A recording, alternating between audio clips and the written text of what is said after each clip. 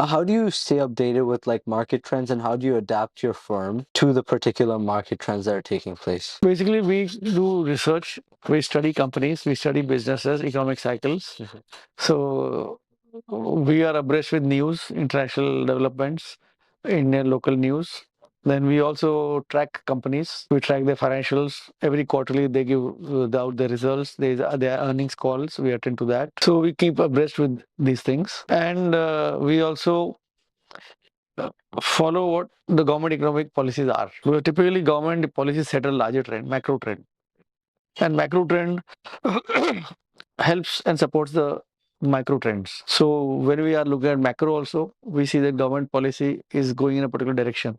For example, in the last say 4 years, government focus has been on infrastructure growth. So within the budget, the the budget for infrastructure has gone up from 150,000 crores to 300,000 crores to 900,000, 700,000 crores, 100,000 crores. There's a million crores. Wow. And now it's 1150 million crores, 11 lakh 50,000 crores. These are numbers for last 5 years. So it's grown from 1.5 lakh crores to 11.5 lakh crores in last 5 years. Wow. So there's substantial growth in infrastructure. So government is focused on infrastructure. Government is supporting railways. Government realizes that India is an oil deficit country. So we have to import oil, which leads to spending of foreign exchange. How can we use our own thermal resources or solar resources, wind resources to generate energy? So which means that we have to move people through rail instead of air. Air would require gasoline, which is imported. Whereas trains can require electricity, which can be generated locally. So government has been focusing on increasing and strengthening the railway network, increasing capacity, strengthening, modernizing. So that is one sector. Then on defense, India has been importing a lot because India has been depending on say France, Russia, US. It has Israel for defense equipments, British companies. Now, when you procure imported materials, you have to buy the spares from them, services from them on a regular basis, continuous basis. So this government has been focusing on indigenous development to rely less on imports. So they've been pushing industry, pushing the users, defense, army, navy, and air force users to develop products within India, which can be developed.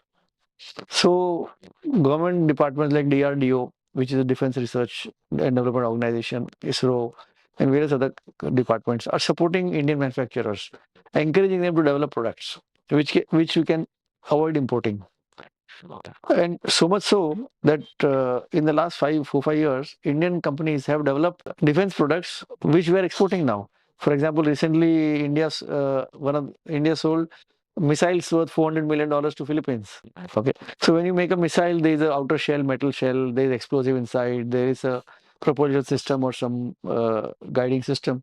So these are all to be made. So Indian companies have developed the technologies, making spares for aircraft, making spares for guns, many things. So that way government has supported. So this is visible in government policy that government is supporting defense indigenous production. Okay. So which means that the macro picture says that railways will grow. Yeah. So companies who make products for railway expansion, railways modernization, track, signaling, various things. So coaches, wheels, so they would grow business. Different companies who provide production to defense, they make various parts for defense, they would grow. Railway has been, government is focusing on infrastructure into the road development. We are constructing about 32 kilometers of highways per day. Per day. Per day. Wow. We have developed over more than 30,000 kilometers of highways in the last 5-7 years. And we intend to create another 30,000 kilometers in the next 5 years. That's what government is planning to do, expressways and highways. So which means that investment will flow into road sector, which will include your bitumen, your concrete, steel, infrastructure development, construction companies.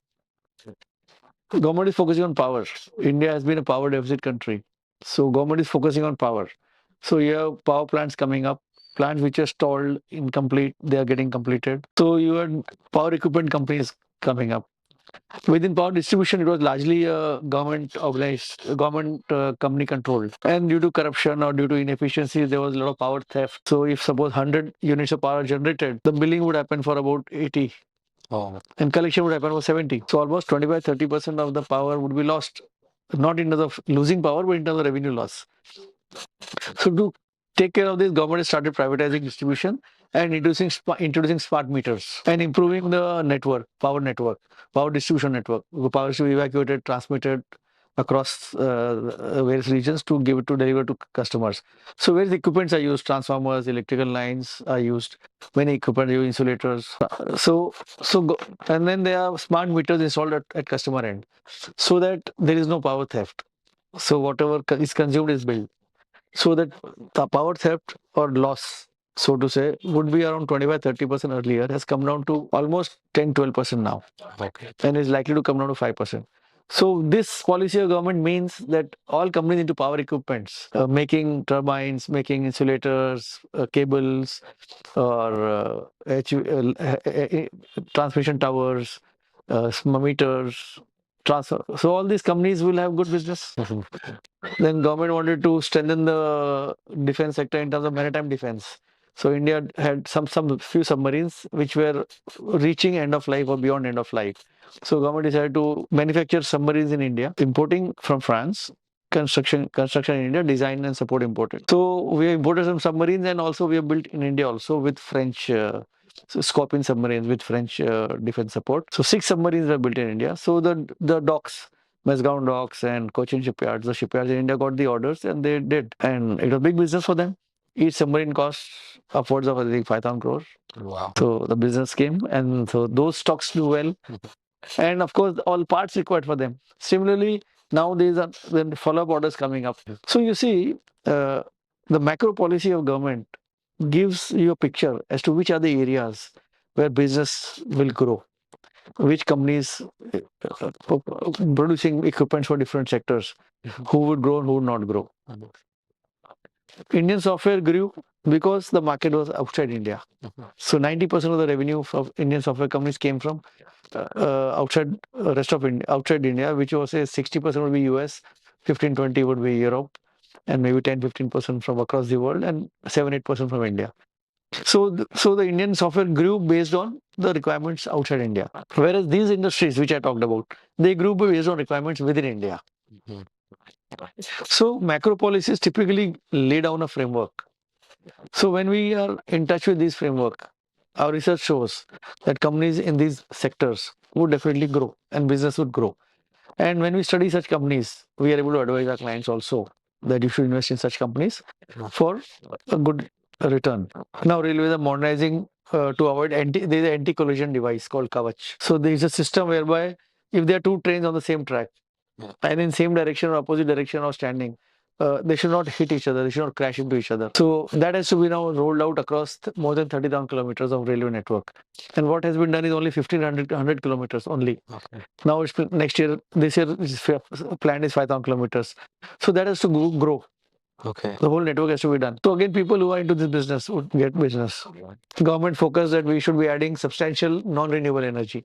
We want to double the overall energy production in India, but majority of that has to come from renewable sectors.